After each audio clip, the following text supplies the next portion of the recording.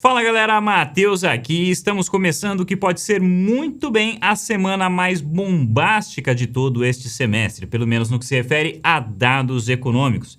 Teremos aí a divulgação de nova taxa de juros em 3 dos maiores bancos centrais do mundo, Estados Unidos, Banco da Europa e Banco da Inglaterra. Teremos também o Banco do Brasil, certo? Divulgando sua taxa de juros, não é um dos maiores do mundo, mas não deixa de ser relevante para nós aqui também. Então vamos falar sobre isso e também teremos dados nessa semana sobre os balanços das maiores empresas dos Estados Unidos. Apple, Amazon, Facebook estão entre as empresas que vão divulgar dados nesta semana. Então, com certeza, números muito interessantes que vão nos orientar ao longo de todo este semestre. Então, vamos falar o que esperar sobre essas informações. Primeiro aqui, pessoal, dando um pouco de contexto, não preciso dizer para ninguém que nós tivemos um início de ano fantástico, talvez um dos melhores inícios de ano já registrados em toda a história. Mas o que não está tão evidente assim é que nós ainda estamos operando sem tendência. Estamos ainda mais ou menos onde estávamos aí desde maio do ano passado. E para onde nós iremos a partir daqui depende muito do que vai acontecer nesses eventos que eu citei aí na introdução.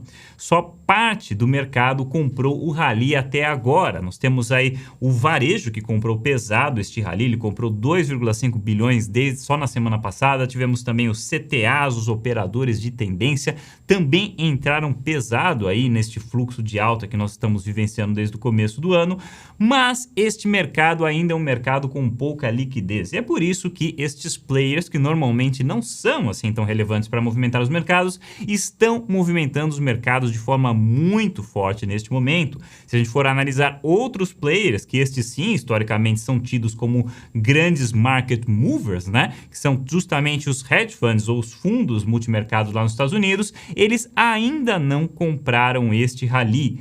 Os hedge funds são conhecidos normalmente como smart money. Teoricamente, são aqueles que se movimentam antes das grandes movimentações do mercado, certo? Normalmente, observando os hedge funds, é onde a gente tem aí sinais de que realmente há muita confiança numa rota de alta do mercado. E neste momento, nós não estamos vendo eles participando deste movimento. O que está participando muito deste movimento, segundo o Sentiment Trader, é o que se conhece como Dumb Money. O indicador do Dumb Money está mostrando aí altas novas no mercado, justamente coincidentes com o que nós tivemos aí no pico de agosto e no pico de novembro de 2021. E não estou dizendo, tá, pessoal, que quem está comprando este rally é Dumb Money, não é isso que eu estou falando, porque na realidade nós não sabemos ainda, é impossível saber, tudo depende do que virá e acontecer, do que o Fed vai fazer, de como a economia vai reagir, e isso é impossível de prever. Mas neste momento o que os dados dizem é isso, e neste momento nós não estamos vendo a ação de fundamentos ainda nos mercados. O que nós estamos vendo são fluxos entrando em mercados muito inelásticos, ou seja, mercados muito sensíveis a pequenas movimentações graças à sua baixa liquidez. Nós já vimos isso acontecendo antes, 3 vezes aí ao longo do ano passado, mas agora é um movimento mais intenso, justamente porque ao lado deste movimento, vamos dizer assim, técnico que está acontecendo no mercado, nós temos também o Fed no final do seu primeiro ciclo de aperto. Se haverá um segundo ciclo ou não é justamente a pergunta de $1 milhão. Mas ele está aí no final do seu primeiro ciclo de aperto, que talvez seja o último ou talvez não, e é justamente as esperanças de que este será o último ciclo de apertos, né, pelo menos nessa temporada, que está movimentando os mercados dessa maneira. E por conta disso, nós tivemos a curva de juros já amansando. Vale lembrar, pessoal, que o motivo pelo qual o Fed tem tanto poder assim sobre os mercados é porque a taxa de juros que ele define, ela coloca um certo piso sobre o que todos os outros setores da economia podem pagar, ou melhor dizendo, precisam pagar. Se você tem a opção de emprestar dinheiro para o governo americano e receber dele uma taxa de 4,5% ao ano, obviamente que você não vai querer emprestar para uma empresa privada recebendo os mesmos 4,5%. Você vai querer receber mais. E a mesma coisa vale também para bancos. Eles não vão querer emprestar para as pessoas comprarem uma casa ou dar financiamento imobiliário assim para as pessoas por um valor menor do que ele pode conseguir simplesmente emprestando para o governo americano. E é justamente isso que causa toda essa escassez de crédito no mercado, certo? Porque quando a gente tem um mercado aquecido com muito crédito, com dinheiro barato, as pessoas emprestam, elas compram casas, empresas investem, tal, tudo cresce, tem todo esse estímulo. Na hora que o Fed encarece a sua taxa de juros, aí toda essa liquidez é retirada nos mercados e os preços têm que retroceder. Foi isso que aconteceu, por exemplo, com o mercado imobiliário norte-americano. Se eu mostrar aqui para vocês, aqui neste gráfico nós temos aí os dados do custo de moradia lá nos Estados Unidos. Veja que isso daqui estava muito alto até o começo do ano passado e depois caiu bastante até novembro do ano passado e agora voltou a subir. Por quê? Por conta da taxa de juros. Antigamente a pessoa lá ia comprar uma casa, ela conseguia financiar uma taxa de 2,5% ao ano apenas. Depois, na sua máxima, isso chegou a 7% já no final do ano passado e agora está em 6%. Por quê? Porque agora o mercado está vendo o Fed chegar no final do seu primeiro ciclo de aperto e está precificando que ele não irá além disso daí. Então agora as taxas, né, as taxas da curva de juros, mais para o final da curva, lá chegando nos 10 anos, elas já estão mais baixas porque o mercado está precificando que o Fed vai baixar os juros em algum momento. Então agora já não custa mais 7 para as pessoas emprestarem, custa 6, ou seja, o preço das casas começou a subir novamente. Então note só como essa dinâmica ela é importante, pessoal, porque na hora que o Fed aperta, ele tira os recursos do mercado, certo? E os preços das coisas começam a baixar, é isso que vai segurando a inflação. Agora o mercado está tentando se antecipar ao Fed, ele está tentando já precificar um corte da taxa de juros antes mesmo do Fed começar a sinalizar que ele vai fazer qualquer corte. E é por isso que nós estamos vendo aí o mercado de moradia americano começar a subir. E eu estou citando isso porque moradia é um grande composto da inflação, que é um item muito importante para pesar o que o Fed vai fazer. Então veja só, antes desta reunião nós tivemos aí diversos membros do Fed falando contra esta alta que está acontecendo nos mercados, dizendo que isso daí não está ajudando em nada e que talvez possa forçar o Fed a apertar mais ainda as coisas justamente para ter os mercados mais sob controle. Por quê? Se ele não fizer isso daí, então os preços voltam a subir e a inflação volta a apresentar riscos de sair do controle novamente. Quem assistiu um dos meus últimos vídeos aí onde eu falei sobre o efeito de atraso que existe no componente moradia da inflação, vai se lembrar que eu disse naquela ocasião que normalmente demora aí 1, 2 meses, às vezes 3 meses para as pesquisas sobre o preço da inflação da moradia incorporarem de fato o que está acontecendo nos preços por lá.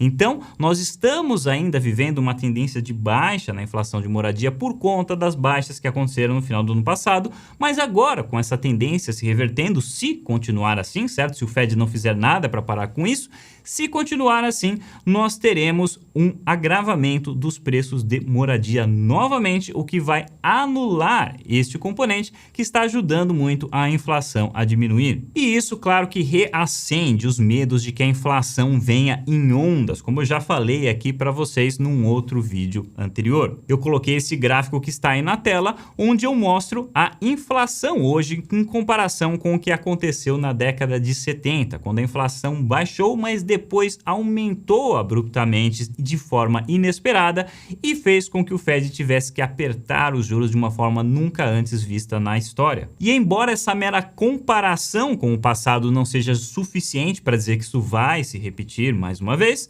isto serve para nos mostrar que isto é possível e que nós temos indícios de que isto pode muito bem acontecer, como eu acabei de mostrar com a questão da moradia, como também acontece com as empresas, certo? Muitas empresas, principalmente no setor de tecnologia, elas tiveram que dispensar muita gente, cortar muitos custos, porque elas foram as primeiras a serem impactadas pela alta de juros. Outras empresas, né, de outros setores aí da economia ainda não foram tão impactadas assim.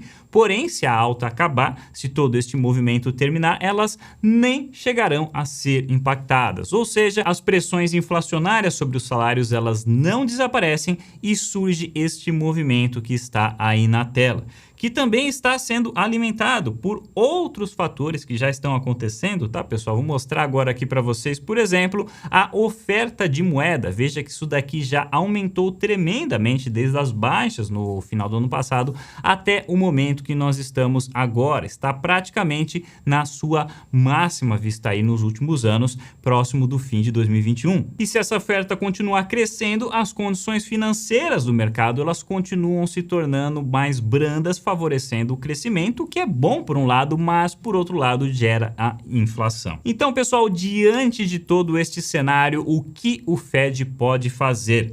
Bom, uma coisa ele já fez, ele já sinalizou para o mercado que ele não irá abaixar os juros tão cedo e os mercados já absorveram esta mensagem. Os mercados já estão precificando um aumento de 0,25 para fevereiro, depois mais um aumento de 0,25 em março e já não precificam mais uma redução, ou seja, um corte da taxa de juros até o final deste ano. Vejam que, por exemplo, aqui na previsão do mercado para dezembro, a possibilidade de um corte é praticamente inexistente. Então o mercado já está incorporando esta mensagem de que talvez as coisas não sejam tão simples assim. E talvez isso explique por que nós estamos aí praticamente estacionados nos 4.000 pontos do S&P 500. Outros ativos mais específicos, como por exemplo o Bitcoin, ele chegou aí a continuar subindo, né? Nesse fim de semana, por exemplo, subiu bastante, mas historicamente cripto ela reage com um certo atraso ao mercado tradicional. Essas questões do mercado tradicional, como por exemplo taxa de juros, crescimento econômico, tal, isso daí é relativamente novo ainda para o investidor de criptomoedas em geral. Historicamente, quem investia em criptomoedas ali até 2018, em geral, cripto seguia os seus próprios movimentos. Ela meio que vivia dentro do seu mundinho. Agora que está sendo incorporada mais ao sistema tradicional, então cripto também está passando a reagir às mesmas forças que movimentam os mercados comuns. E isso ainda é relativamente novo, então existe um certo atraso para incorporar as notícias. Tanto é que quando os mercados começaram a reagir lá atrás, cripto não reagiu, demorou um pouco, depois reagiu com uma violência absurda. Agora que os mercados estacionaram, cripto ainda não parou. Se os mercados começarem a cair, meu palpite é que cripto demora um pouquinho também para acompanhar os mercados, mas em algum momento as coisas aí elas tendem a se casar, porque os mercados se movem todos seguindo mais ou menos a mesma história, tirando algum setor ou outro aí que funciona de acordo com suas regras específicas ou que talvez se beneficie de uma crise e tudo mais, certo? Tirando essas exceções, em geral, os mercados se movem como um só, estão se movendo como um só, né? Nesses últimos dias, desde que o Fed começou a intervir mais nos mercados. Mas enfim, a questão principal é que os mercados já estão incorporando um discurso com mais cautela por parte do Fed, eles já não estão mais achando que as coisas vão se resolver da noite por dia ou que o Fed vai mudar de opinião radicalmente de uma reunião para outra. Normalmente, e pelo menos esta gestão tem agido aí com muita cautela e fazendo as coisas muito aos poucos, e esta tendência tende a continuar. E agora os mercados vão querer saber o que o Jerome Powell vai dizer depois da reunião que acaba na quarta-feira. Se o Fed demonstrar medo de uma recessão iminente, se ele começar a falar que já apertou, mas que agora eles vão ver um pouquinho, mas que talvez eles possam repensar a trajetória, se surgir algo deste tipo, então será um sinal claro para os mercados de que o Fed está mais preocupado com a possibilidade de uma recessão do que com a possibilidade da inflação voltar a subir. Mas o que é mais provável que aconteça é que o Fed continue na sua rota de cautela, falando aos poucos, falando que já aumentaram bastante, que talvez em algum momento possa ter uma opção para reduzir, mas que este momento ainda não chegou e que eles querem observar o que o mercado vai fazer daqui para frente, que a inflação ainda não deu sinais convincentes de que está amansando. Este é o mais provável que ele faça, mas também outra possibilidade seria ele tirar ali do estojo de ferramentas dele a marreta para dar novamente nos mercados, talvez com uma sinalização de que ele vai aumentar os juros ainda mais do que os mercados já estão esperando. Quanto a isso, é impossível prever, obviamente, nós só podemos esperar, mas uma coisa é fato, o mercado de hoje não apresenta bons fundamentos. Eu já mostrei para vocês modelos de diversos analistas aqui neste canal, mas desta vez nós vamos dar uma olhadinha no modelo do The Conference Board, uma organização global, tá? Para quem não sabe, uma organização global sem fins lucrativos e que existe há mais de 100 anos e cuja finalidade é justamente criar modelos que expliquem os ciclos econômicos e até que antecipem antecipem estes ciclos. Aqui na tela, por exemplo, nós temos o LEI, ou Leading Economic Index, que é muito eficaz em antecipar recessões. Aqui, por exemplo, vai ficar mais fácil para vocês verem. Veja aí a comparação, esses períodos sombreados em cinza é onde efetivamente ocorreu uma recessão. O índice está em azul e a linha vermelha, que é o grande destaque daí, essa linha horizontal vermelha, certo? Que aparece em alguns pontos, é justamente aonde o índice está disparando um alerta. Veja que o índice realmente foi muito bom em disparar alertas antes da recessão começar. E eis que ele está disparando um alerta novamente neste período já desde o ano passado. Além disso, semana passada nós tivemos também dois indicadores muito importantes da atividade econômica nos Estados Unidos. Um foi o Empire State Manufacturing Survey, esse que está aparecendo aí em cima na tela, e logo abaixo dele o ISM PMI. Os dois indicam atividade industrial e mais especificamente indicaram queda na atividade industrial, que também foi aí como lenha na fogueira de muita gente que acredita que o Fed vai começar a se preocupar mais com a recessão do que com a inflação neste momento por conta destes dados.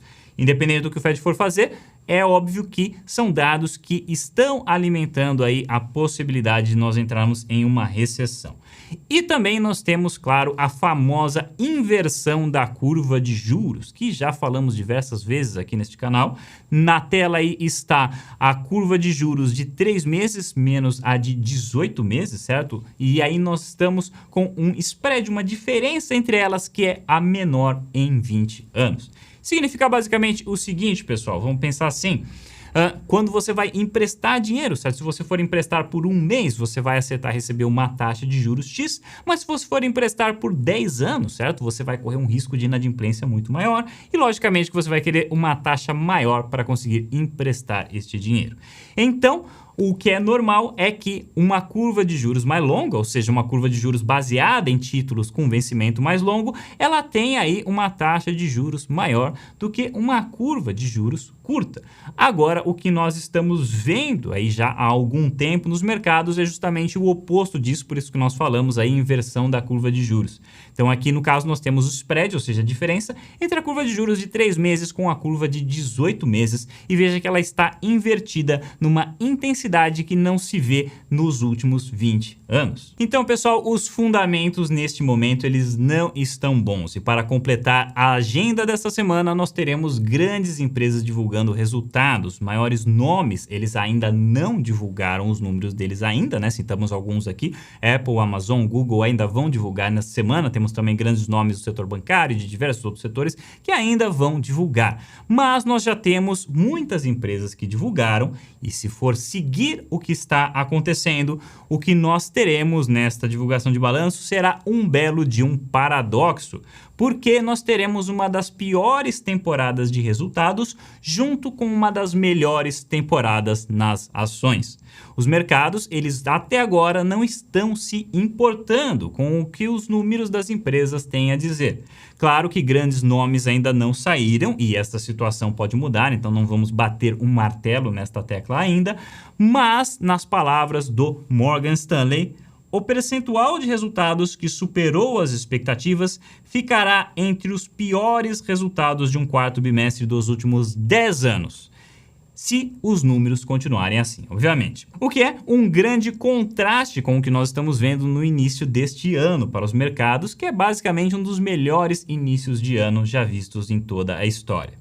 Então, aí está, pessoal, nós temos hoje um mercado que carece de fundamentos para justificar altas, mas que está altamente sensível a fluxos de investimento por conta de baixa liquidez, coisa que nós já estamos vendo desde o ano passado, mas que está sendo exacerbado desta vez por conta de coincidir com o fim deste primeiro ciclo de aperto dos juros do Fed. O que vai acontecer daqui para frente depende muito da sinalização que o Fed der nesta quarta-feira, então acompanhe o que está acontecendo, veja o que vai acontecer nessa semana, porque isso será determinante talvez para todo este semestre. E por fim, pessoal, só para colocar a cereja de bolo aqui neste vídeo, nós vamos dar uma olhada no que o Michael Hartnett tem a dizer, porque o Michael Hartnett foi um dos analistas que eu citei muito aqui no ano passado como um dos grandes gurus que estava acertando os movimentos do ano passado direto. E agora o que ele tem a dizer é que o nível entre 4.100 e 4.200, que está marcado aí no gráfico da SP500, certo? O nível entre 4.100 e 4.200 do principal índice da Bolsa Americana é onde ele começaria a shortear, ou seja, a apostar contra o mercado. Claro que tudo ainda depende do que o Fed irá dizer, mas vamos seguir acompanhando para ver qual será o desfecho desta história. Pessoal, muito obrigado por assistirem e se inscrevam no canal para mais vídeos como esse. A gente se vê no próximo vídeo.